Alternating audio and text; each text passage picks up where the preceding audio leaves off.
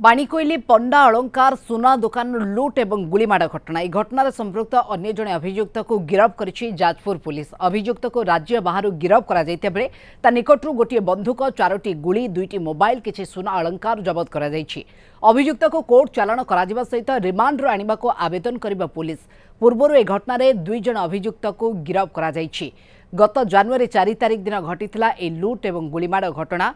पंडा अलंकार सुना दुकान लुट पर फेरार हेबा समय गुली चलाइथिले लुटेरा। लुटेरांको गुली रे 2 जण प्राण हराइथिबा बेले जणे गुरुतर भाव में आहत होइथिले। स्थानीय लोके 2 जण लुटेरांको काबू करी पुलिस जिम्मा देइथिले। घटनास्थल में संपृक्त अन्य अभियुक्त माननकु धरिबाकु पुलिस विभिन्न स्थान में जाल बिछाइबा सहित तदंत जारी रखिछि।